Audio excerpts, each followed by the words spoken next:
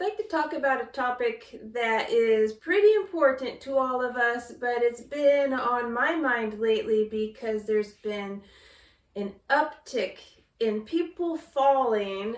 People who I work with, either they attend fitness classes from me or somehow they're in my circle. There have been a lot of falls happening. And so I'd like to talk about some of the things we can do to try to prevent falls or minimize the risk of falling. I believe the reality is we're going to fall. We all are going to fall. The severity of it is going to be determined on the type of fall, but also how your body's prepared for that fall. And the risk of injury to that fall. So bruising, soreness, or are you going to break something, tear something? And how does that affect your life? Any kind of injury to our body that stops us from being able to participate in daily life is a hindrance, right? So first I'd like to talk about a couple scenarios. The falls have been frequent. In the last few months, probably late November to mid-January, people in my circle, whether they're attendees to my fitness classes, strength training classes, people I know, just happen to know, per story, there's one person per week that's probably fallen over the last few months. It seems chronic. Almost every day I'm hearing about something, or at least, over the weekend, and then I come in on Monday and I'll hear about a fall. So that's really caused me to want to pause and think about what's going on. It feels like an epidemic. I don't know how else to say it. It is the world I work in. I am around active older adults all the time. It's my clientele are over the age of 50. I am on the little bit older side. Not quite 50, but most of the people that I associate with are around my age or older. So it's going to come with the territory that we really talk about these kinds of things like falling. And I'd like to share a few scenarios of the folks that over time have shared their story, or their fall story, I guess we should say. Let's see here. I'm going to categorize. So one person that stands out, it happened this summer, but their attitude, they're so positive. They're such a positive person anyways, and they're over the age of 80, a little closer to the middle of 80, so 84, 85. A petite woman, so not probably not even 5 feet tall, a smaller stature. So when we think of risk of the fall to breaking hip risk, she's falling into this higher risk category just based on her stature and her age. And so this summer she came in to a class and on a Monday and was kind of chuckling about her weekend. And her weekend included 2 significant falls, pretty extreme falls. And I've experienced a fall like this, and when I was in my 20s, and it was traumatic. I've never forgotten it. It happened to her twice. On a Saturday, she was outside in her driveway, and her neighbor's dog came running up and knocked her down. Probably it wasn't a vicious attack, it doesn't sound like. And when she fell, she landed on her hip and then hit her head and scared the heck out of her. And she took a pause to think about, did something break? Nope, nothing. She said she was fine. She felt fine, a little embarrassed, got some help up. Of course, the neighbor, everybody was pretty amped up because, little old lady fell, got knocked down by a dog. But she said she was fine, feeling fine. And then on Sunday, she was outside with her own dog, who then knocked her down. And she landed on the same hip and hit her head again. And she was so surprised that she was able to bounce right back up. She was a little sore, and on that Monday, she had a pretty nasty bruise. She kind of laughed about it. I pulled my pants down and show you my bruise, but I'm not going to. And she said that she knew that she had a bruise. That was it. No muscle soreness, no aching joints, nothing like that. Even her head was unscathed, which is very surprising. We did joke that she probably needs to start wearing a helmet because that's the scary thing, is hitting the head. She must have hips of steel. She contributes her response to that fall not being more severe to the activities that she does weekly. So she attends 3 fitness classes that include agility, balance, posture, and strength. And she said, I know it's what I'm doing that made this far less severe than what it could have been. And I have to agree with her on that. Other falls that have happened, so a few other women over the age of 84 have had some significant falls in the last couple of months, and one of them was a fall outside in the garden, picking up a bag of soil and stepping up and over something caused them to trip and fall and hit their head, and resulting in some stitches in the eyebrow. They were pretty nervous. They were okay, frustrated that they fall, because a lot of what my clients and participants come to me for is to get strong, build that lean muscle, build up strong bones, so that they're preventing falls. So when the fall happens, it's humbling and frustrating. And so this person was a bit nervous to get back up on that horse, but they knew they had to. They knew they had to for their own, first of all, mental well-being, and then physical well-being. And then another one in about the 84, 85, had a more significant fall. Living independent, living on their own, was hauling groceries into the house, and admitted they should have done 2 trips of groceries rather than 1, but had the big load of groceries, and my understanding had to go up a step and then turn to set the groceries down, and it was in that motion that they fell, and significant damage to the leg.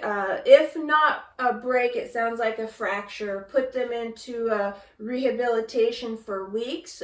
Good news is she's home and doing much better, actually using a cane and doing some load bearing, and I'm hoping that we can get her back into some classes soon. If anything, for the mental health side, right? The building that confidence and being around the social aspect. We've had a few there. I'm going to give you a 50-year-old, a 50-something-year-old, a 60-something-year-old, and a 70-something-year-old, all women, all very similar in their falls. They were doing something. So one was going downstairs with something in their arms, and they slipped, and when they fell, they hit their knee, and the knee is it's angry, but they're still coming to doing classes and doing their yoga and staying active. That's a 60-something-year-old. 50-something-year-old was slipped and fell, landing on the knee, and doing some significant damage to the knee and also that leg. And then the 70-something-year-old was outside in the yard, again, doing something. I believe she said she was picking something up and tripped and fell on the knee, went right to PT, got some rehab on that, and was back into class, and is actually back to 100%. Was real cautious at first. This is over a span of 40 days that these falls have happened.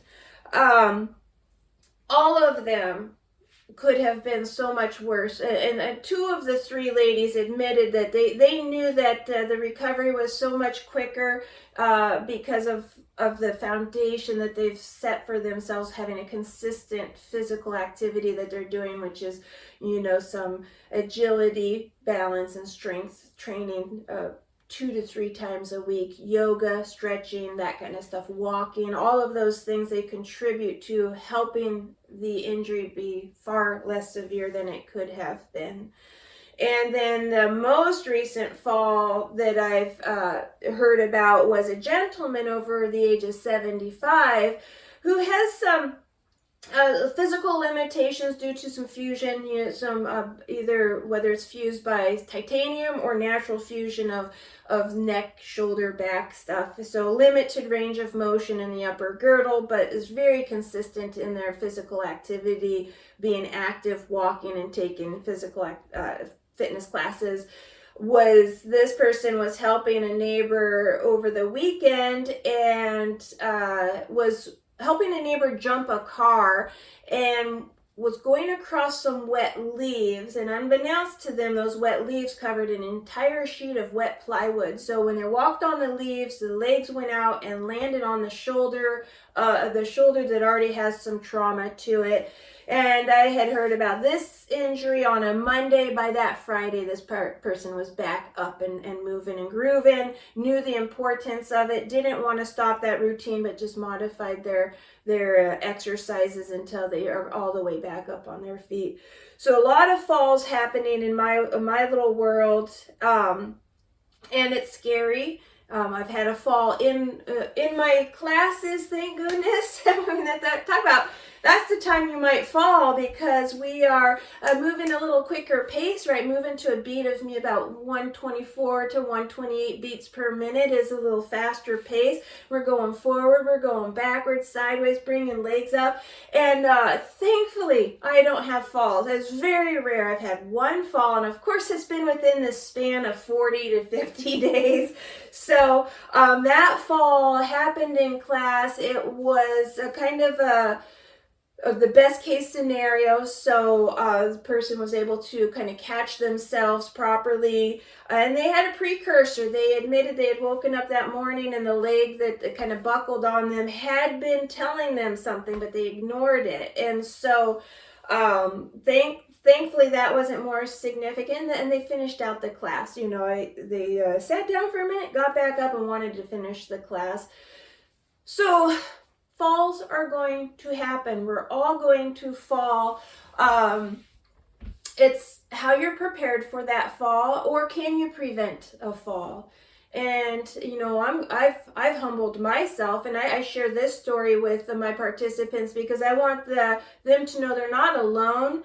And I'm significantly younger and more physically fit than some of my participants in my classes. And so I want,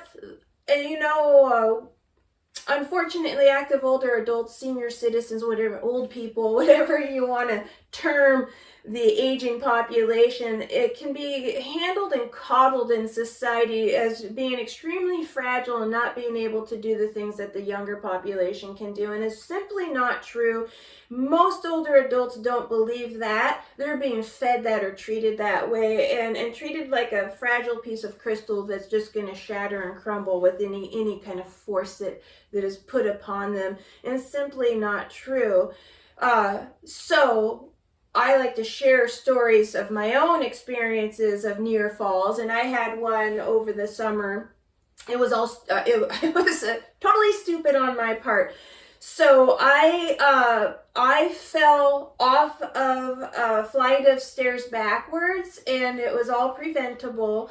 And I have changed my ways since then. But essentially, in the mornings when I wake up, I wear glasses, and my vision is not the best. But I've always believed that I can strengthen at least the muscles of my eyes because we have muscles in there. And I've been guided by different specialists to experiment. So in the mornings, I don't wear my glasses when I'm doing my morning tasks like feeding the kitties, getting some water, navigating around my house. I often do it in the dark or without the lights on. There's a glow, of course, it's light, whatever lights are shining in there, so it's not pitch black. But I have a pupil disorder. It kind of acts funny when the lights first come on. So then if I turn the lights on, it makes it a little harder to see without my glasses on. So I usually keep the lights off, glasses off, and I'm just now waking up and moving my body. And I feed the cats, and I'll go up a flight of stairs, and there's a landing. And at that landing, we have a loft. One cat eats her food on the loft, and the other cat eats her food on the landing. And then I have a 16-pound bag of food that I crumple up and shove into a corner. So I yank that bag out, open it up, measure the food, feed the kitties, tuck it back in, and then I go backwards down the stairs. So I don't turn around and walk back, I go backwards. And it was in that motion. We don't have a railing on that stretch of stairs because I'm going to replace the railing that was there with a fancy piece of driftwood that I found at the beach. And I have yet to do that. So there's a kind of banister that you can hold on to. So that's what I was doing. This hand had nothing. This hand was guiding down the banister. I was going backwards. And I misjudged the step I was on. I thought I was on the last step of the stairs, so the next one was the floor. I was 2 up. So when I went back expecting the floor, I was in the air with one leg, released the other leg, and there was nothing behind me. I fell back. I landed on one leg on the heel and went backwards, but because I do practice a lot of balance and stability exercises, I teach so much, and I include balance in everything I teach. I was surprised at how well I was able to regain my balance, pull myself forward, get the other foot down, brace the core. So I went through all the processes that we should do, and I was able to stop myself from falling. Had I fallen backwards, there's a set of 25-pound dumbbells on the floor. I would have hit the back of my head. It could have been very significant and severe of a fall, and so I had to reflect on the things that I needed to change. So I've made some changes to my morning routine, and thankfully I didn't fall, but it's bound to happen. So I'm humbled by it. I'm sure you're humbled by a fall or a near fall or the fear of falling. But we shouldn't stop that fear of falling from preventing us from getting out there and doing hard work and doing good work for ourselves, which is building lean, strong muscles, increasing our bone density, and increasing our agility, our posture, our balance, moving in our fullest ranges of motion. So making sure that you're moving in a torso, at the shoulders, at the waist, rotating that spine, standing on one foot, getting down and up from the floor. And I know lots of people laugh and think that that's just like, I'll never be able to do that. If you're still able to get down onto the floor and back up, do it every single day as part of your fitness routine.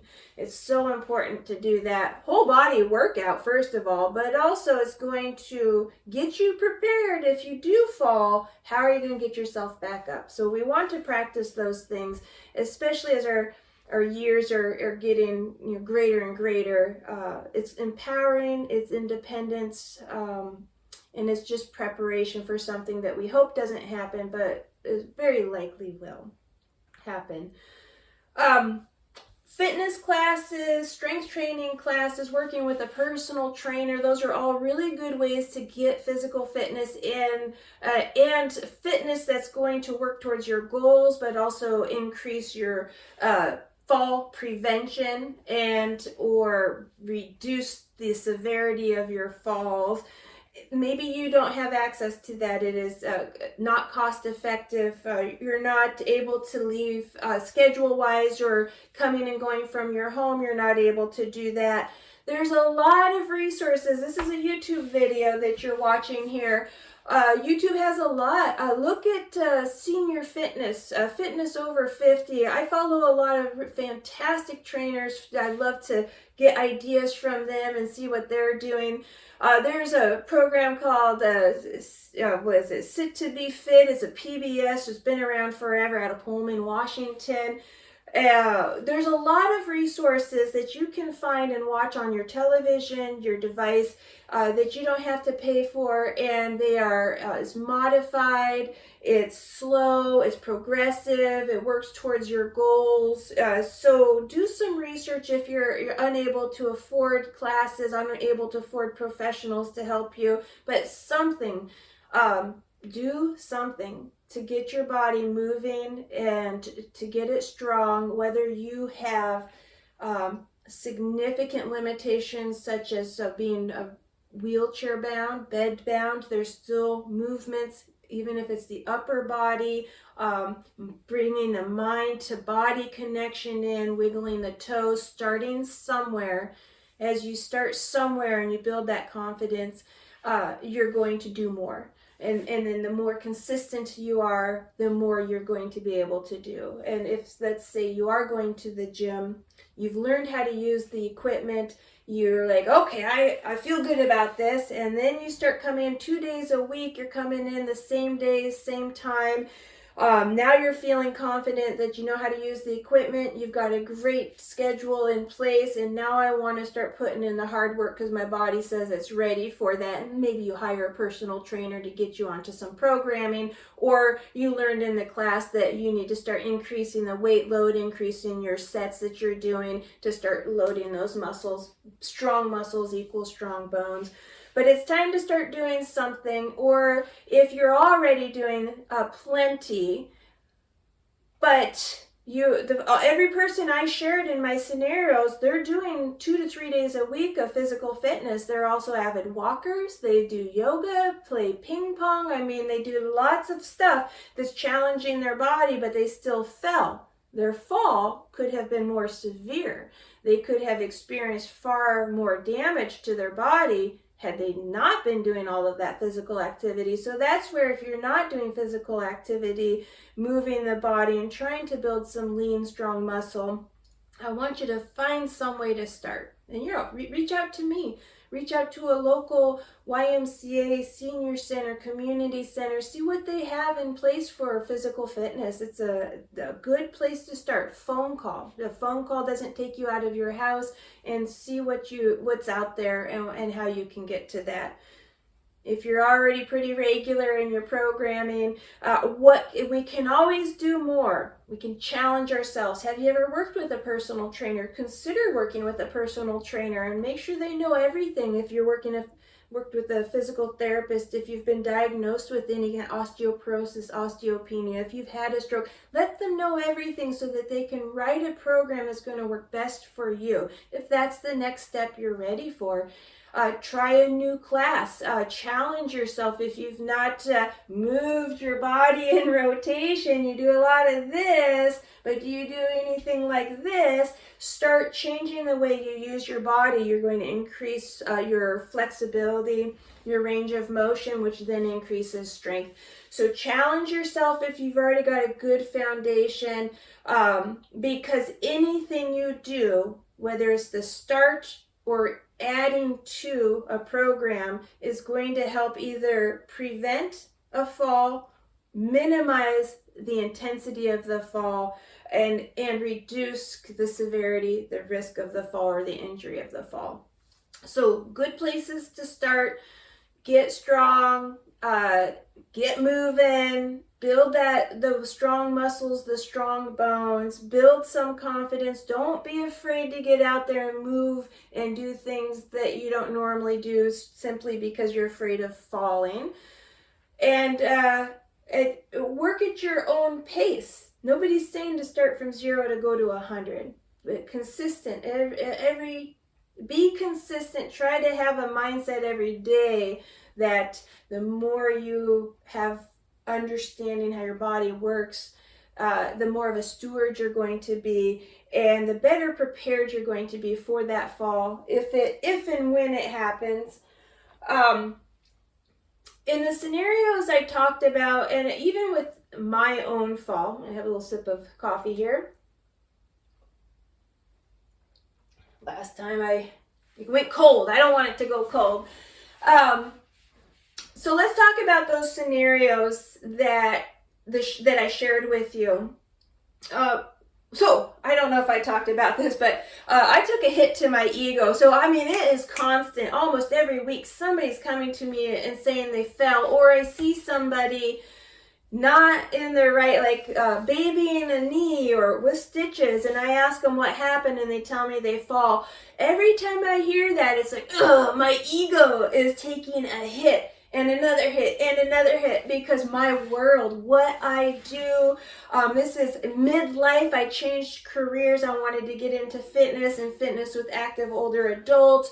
I wanted to empower, give that empowering mindset. Independence is so important for all of us. How do we get that independence? If you're physically fit for that, you're able to get up and down and throughout your life, right? Those are things that drove me to make a change midlife in my career, and I teach fall prevention classes 3 days a week. I teach 4 workshops on strength training to build strong, lean muscles, which help decrease the fall or minimize the severity of the fall.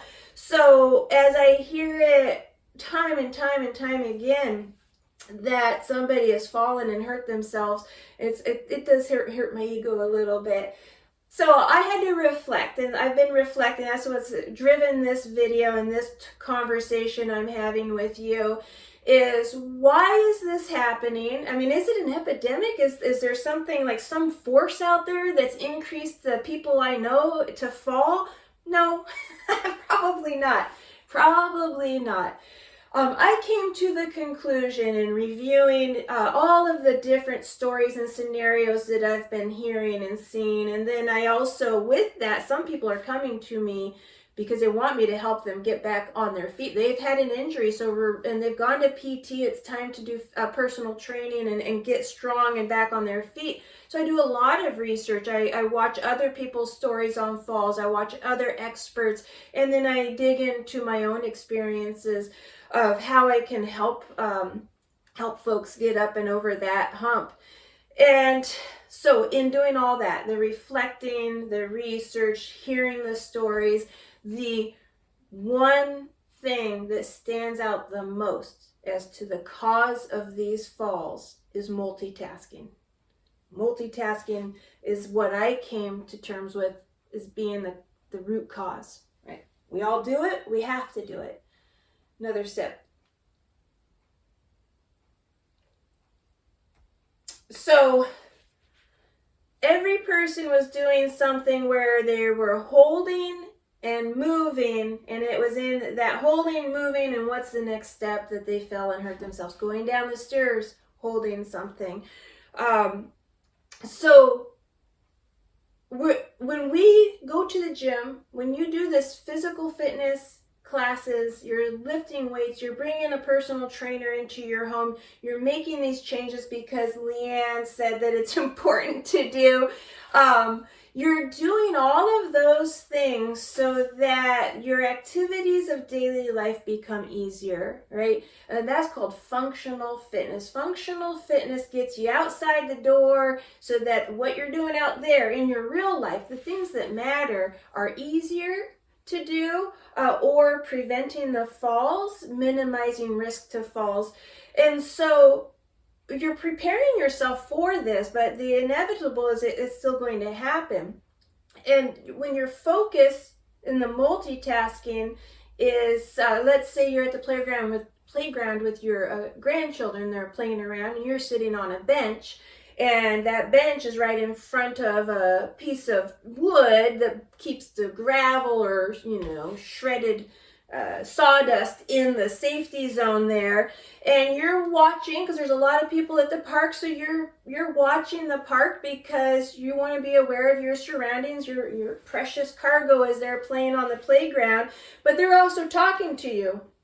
And so you're talking to them, you're watching, and then the little guy falls, and of course our little baby fell. They're fine, right? They just were running and tripped and fell, but we're going to jump up and go help them, and so you jump up to go help them, and you completely forget about that log that's holding the sawdust into the playground, and now you trip because you were looking beyond, you're conversing. That's multitasking.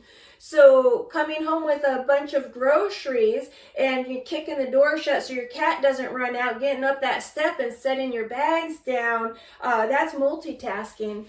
What can we do differently? Because we are going to multitask. Everything you're doing at some point is a multitask. Your mind, your focus is on one thing while your physical self is doing something else. I recommend slowing down and assessing your situation that you're in. We have built this mindset that we have to constantly be moving. There's no time. I've got no time. I have to rush. And this mindset's been, there's 100 years of building that mindset, right? Culture after culture, generation after generation. We don't learn to slow down. We learn to speed up and keep going, right? I'll sleep when I'm dead, or no, that kind of, and I don't like any of that mentality. So it doesn't take a lot of time, to a few seconds with each movement you're doing. So slow down and assess your surroundings. So even if it's unlocking the door and coming into the house, stop and see if your cat's by the door. Do you need to set those groceries down? I know that's an extra step to push the kitty in the door, open the door, and then bring a few bags in. Is it leave some groceries in the car, bring 2 bags in, get inside, step up, set them down, safely turn around, go back out and get those groceries. So stopping and looking at your surroundings. If you are focused on helping your friend get your car battery charged up, but it's been raining for weeks, stop and look down. There's some wet leaves. Maybe push those leaves around and check that surface. Every morning I leave my house, I have to step onto our wooden walkway, which is very low to the ground, and it stays damp. It's on the coldest side of the house. We're in kind of a wetland area. Frogs, snakes, and salamanders, that's their habitat. Only reason why I haven't tore it out and put something more concrete in, because I throw sand and stuff down. But that first step I do, I hold on, I look down. Summer, winter, spring, or fall, I check my walkway before I step on it. There could be a slug on it. It could be dry and a slug's going to throw me down. So check your surroundings. Is it safe for the next move? Can you make 2 loads of groceries into the house than doing 1 load of groceries? When you stand up from a bench, pause and look at what your surroundings are. Do you need to step up and over something? So multitasking is going to happen, but I encourage you to design a checklist with everything you're doing. The more you practice it and it becomes second nature to you, the easier it's going to be to adopt it. Check your surroundings. Can I reduce the load? Do I need to spend a couple more seconds? Another example for me is I have a tendency to want to grab everything in my car. So I'm in driver's seat. I've got a book bag, a backpack, my lunch bag, my coffee, and sometimes a coat all right here. And the old me, I used to grab it all and drag it across, hope I don't hit the horn or the panic button, into the driver's seat, twist, and get out of the car. I can get chronic shoulder discomfort, chronic hip discomfort, low back, and we're always addressing those. And of course the PTs are going to, they watch me leave the room and I'm like this, like, do you carry your bags like that all the time? I was like, yeah. So I've changed my ways. I get out of my driver's seat, I go around and I methodically grab things. So I might put something over the shoulder here, put the backpack on hold, so I'm thinking about physical health for myself, but also reducing that risk of tripping and falling with a bunch of stuff in my arms. It's only a few extra seconds out of my routine of getting out of my car. Unless I'm getting chased by a bear and want to run into my house, I'll probably leave all that behind anyways. I don't think there's anything that should be changing and forcing me to speed up those actions too much to slow it down and assess the situation I'm in. So falls are going to happen.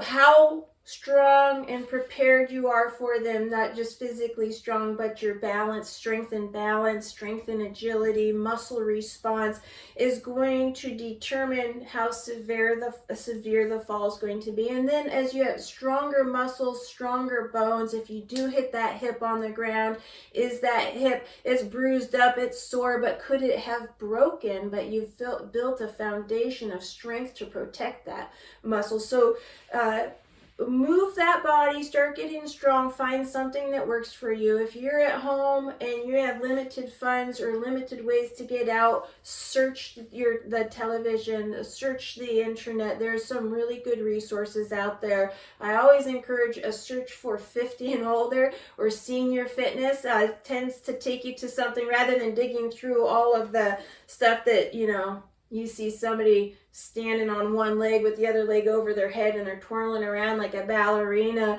That's not going to happen, right? So You're the steward of your own body. Do the best you can. Ask for help when you need it. Seek professional guidance like physical therapists, personal trainers, fitness instructors. Enjoy the process. Try not to fall.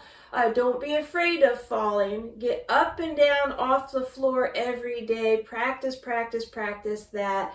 And hopefully your life will feel a lot more freeing and independent, and you'll feel a lot stronger. So that's my story about fall prevention. Falling is going to happen. What can you do to minimize the risk or even prevent it?